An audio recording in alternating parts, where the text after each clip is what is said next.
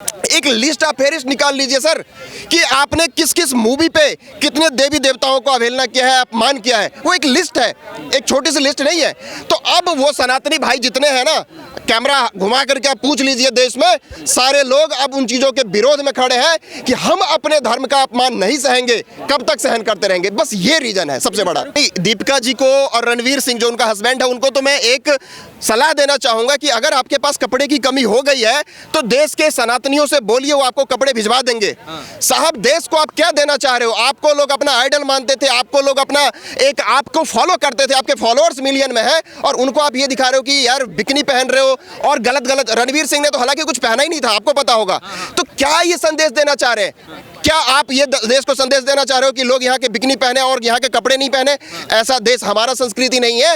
मैं उनसे ये कहना चाहूंगा कि देश की संस्कृति के हिसाब से चलोगे तो देश के बॉलीवुड बचेगा, नहीं तो दूसरा बॉलीवुड के जगह यहाँ पे यूपी में योगी बाबा ने खड़ा कर दिया है और सिर्फ हिंदुओं की बात करने वाला, सिर्फ सनातनियों की बात करने वाला मूवी वहां बनेगा और हजारों करोड़ की कमाई करेगा। बदलाव इसलिए आ रहा है कि देखिए, आमिर जी हो या शाहरुख जी हो, इन सबको बदलाव इसलिए करना पड़ रहा है क्योंकि उनको पता है कि अगर हम ये बदलाव नहीं करेंगे तो जिन्होंने हमें फर्श से अर्श पे पहुंचाया और जिन्होंने हमें इतना बड़ा स्टार बनाया है, वो हमें उसी तरीके से नीचे भी ला सकते हैं। तो अब उनको समझ में आ चुका है, इसलिए वो आप देखोगे मंदिर भी जाएंगे, अब वो जाकर के भगवान के दरबार में जाकर के आरती भी उतारेंगे, हनुमान चालीसा भी गाएंगे, रामायण का पाठ भी करेंगे, सारी चीजें करेंगे, क्योंकि वो जानते हैं कि अगर हम मंदिर नहीं गए ना तो उनका जो हाल, वो जो जनता ने उनको बनाया है, जिस मुकाम पे पहुंचाया है, वो जनता ही उनको धरातल पे ला सकता है। हम ही लोगों ने बनाया, देश के जनता ने ही उनको प्रमोट करके बनाया। और आज अगर उनको कुछ हम लोग उम्मीद कर रहे हैं कि आप हमारे लिए कुछ अच्छा करो, तो वो कह रहे हैं कि भूकंप आने वाला है और इस तरीके की बातें कर रहे हैं। तो शाहरुख खान जी भी एक स्टारडम का गलत फायदा उठा रहे हैं, जिस तरीके से बॉलीवुड गैंग के कुछ और लोग इस तरीके से फायदा उठा रहे हैं। नमस्कार, बात करेंगे पठान मूवी की, जिसका पुरजोर विरोध हो रहा है और उसका एक गाना है बेशर्म रंग, उसका भी विरोध हो रहा है। और जो लोग हैं वो कह रहे हैं कि भगवे रंग को इस प्रकार से दिखाना गाने के जरिए और इस तरह से भगवा का अपमान होता है, हिंदुत्व का अपमान हो रहा है। तो हमारे साथ स्वतंत्र जुड़े हुए हैं, उनसे जानेंगे कि देश में लगातार बॉलीवुड का बहिष्कार की बात हो रही है। अभी गदर 2 आई थी, उसका समर्थन आप ही ने किया था सर, आपने समर्थन किया था गदर 2 का, लेकिन अभी शाहरुख खान की मूवी आ रही है, उसका विरोध हो रहा है। तो इस देश में अभी शाहरुख खान का एक बयान भी आया है कि जल्दी, मतलब कह रहे हैं कुर्सी की पेटी बांध लो, जल्दी भूकंप आने वाला है। क्या मतलब, क्या मायने इन चीज़ों के कि बाइकआउट पे बाइकआउट किए जा रहे हैं, जबकि बॉलीवुड मतलब अच्छा खासा बॉलीवुड का एक इंडस्ट्री है, 20,000 25,000 करोड़ का रेवेन्यू जनरेट करता है, सरकार को टैक्स भी देता है, फिर भी उसका बहिष्कार करना कहीं ना कहीं आप क्या दर्शाता है? सर, इसी देश में मूवी बनी है कश्मीर फाइल जैसी मूवी, जिसने 100 करोड़ से ऊपर की कमाई, कई 100 करोड़ की ऊपर की कमाई करी है। इसी देश में मूवी बनी है KGF, इसी देश में मूवी बनी है RRR। वो मूवी क्यों हिट हो रही है? और ये जो जनता है, जो यहाँ की 100 करोड़ से ऊपर जो जनता है यहाँ के, वो क्यों उन मूवियों को लाइक कर रहा है और उन मूवियों को प्रमोट कर रहा है, उन मूवियों को देखने के लिए हॉल में भी जा रहा है और उन मूवियों को घर पर बैठ के भी देख रहा है? ये सोचने का विषय है। सोचने का विषय ये नहीं है कि उसका बाइकआउट क्यों हो रहा है। बाइकआउट करने का सबसे बड़ा रीजन मैं आपको बता दूं कि अगर आप एक कम्युनिटी को, एक चीज को अगर टारगेट बार बार करोगे तो वो कहां तक बर्दाश्त करेगा, वो कहां तक इस चीजों को सहन करेगा।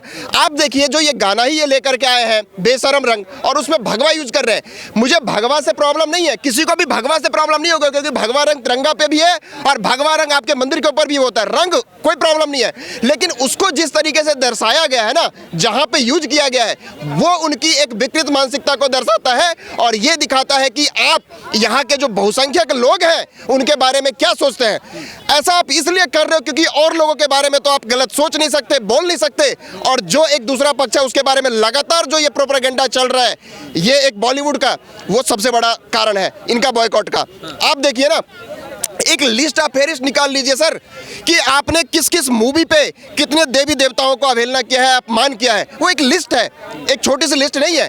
तो अब वो सनातनी भाई जितने हैं ना, कैमरा घुमा करके आप पूछ लीजिए देश में, सारे लोग अब उन चीज़ों के विरोध में खड़े हैं कि हम अपने धर्म का अपमान नहीं सहेंगे।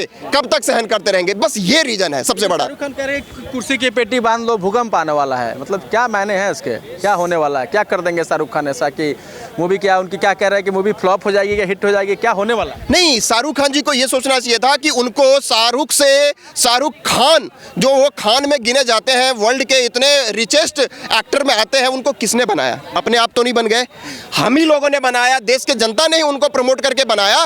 और आज अगर उनको कुछ हम लोग उम्मीद कर रहे हैं कि आप हमारे लिए कुछ अच्छा करो, तो वो कह रहे हैं कि भूकंप आने वाला है और इस तरीके की बातें कर रहे हैं। तो शाहरुख खान जी भी एक स्टारडम का गलत फायदा उठा रहे हैं, जिस तरीके से बॉलीवुड गैंग के कुछ और लोग इस तरीके से फायदा उठा रहे हैं। एग्जाम्पल आप देख लीजिए, रिसेंटली आया था ऋचा चड्ढा ने क्या स्टेटमेंट दिया था, चाइना के उकसाने की बात कर रहा था। तो इस तरीके के स्टेटमेंट, ये बॉलीवुड का एक एग्जाम्पल नहीं है। बॉलीवुड में तो कंगना रनौत भी है ना, जो देश के साथ खड़ी है, देश की सेनाओं की बात करती है। तो बॉलीवुड एक वो भी है, बॉलीवुड एक अक्षय कुमार का भी है, और बॉलीवुड इन गैंग फैमिलियों का भी है, जो हमेशा ये सोचता है कि कैसे यहाँ के बहुसंख्यक को किसी तरीके से टारगेट किया जाए।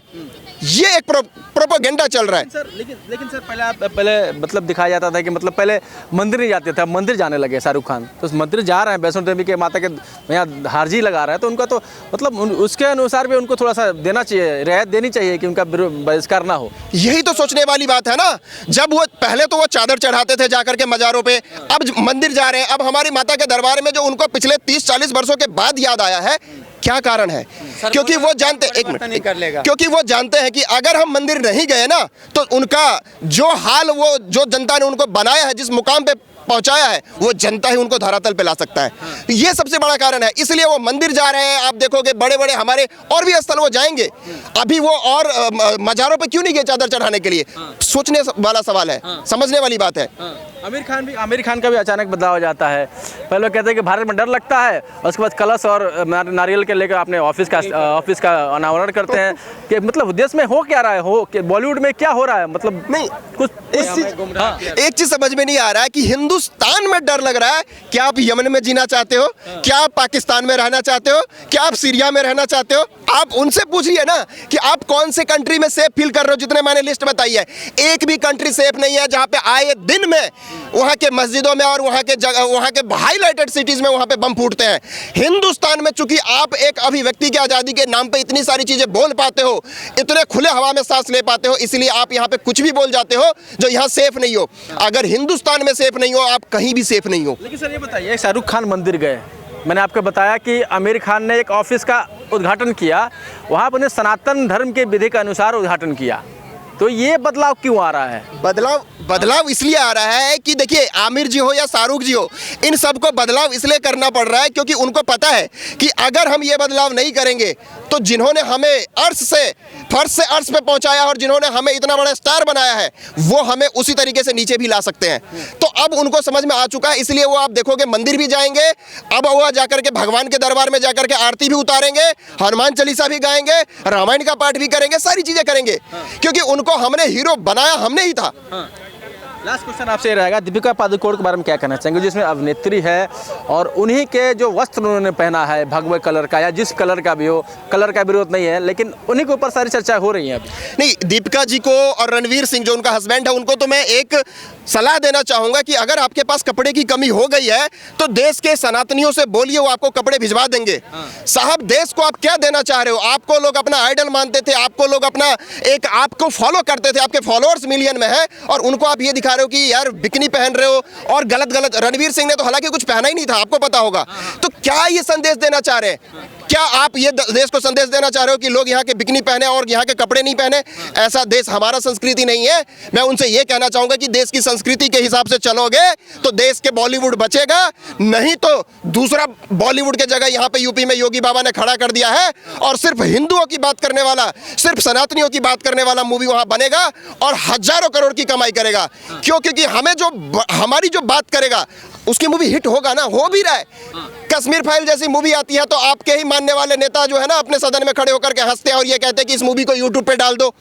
हंसते हैं कि नहीं हंसते हैं? लेकिन वहीं पर जब वो दूसरी मूवी आती है पठान जैसी, तो उसको बॉयकॉट नहीं करते हैं, उसको बोलते हैं हम प्रचार करेंगे। है ना भेदभाव? तो ये भेदभाव हमें उजागर करने की जरूरत है देश में। आज देश में इस तरीके की माहौल क्यों पैदा हो रहा है? जी चलिए, बहुत बहुत धन्यवाद, आपके विचार जाने हमने, बहुत बहुत धन्यवाद।